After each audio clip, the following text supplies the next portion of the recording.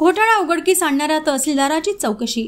चंद्रपूर जिल्ह्याच्या जिवती तालुक्यातील संजय गांधी निराधार योजनेतील सुमारे 34,24,000 रुपयांचा अपहार उघडकीस आणणाऱ्या तहसीलदार अविनाश शेंबटवाड यांच्यावरच आता विभागीय चौकशी लावण्यात आल्याने प्रशासनाच्या भूमिकेवर प्रश्नचिन्ह उपस्थित झाले आहे। 2023 मध्ये रुजू झाल्यानंतर शेंबटवाड यांच्याकडे लाभ न मिळाल्याच्या तक्रारी आल्या। चौकशीत 2017 पासून काही कर्मचाऱ्यांनी संगनमत करून मृत लाभार्थ्यांच्या नावावरून पैसे स्वतःच्या खात्यात वळवले असल्याचे समोर आले। त्यांनी जिल्हाधिकाऱ्यांकडे अहवाल सादर करून दोषींवर कारवाईची मागणी केली। या प्रकरणाची चौकशी करताना त्रिसदस्यीय समितीने केवळ 2023-24 मधील अपहारावर लक्ष केंद्रित केले। दोषी लिपिकाने अपहाराची रक्कम परतही केली, तरीही संपूर्ण काळाची चौकशी टाळण्यात आली।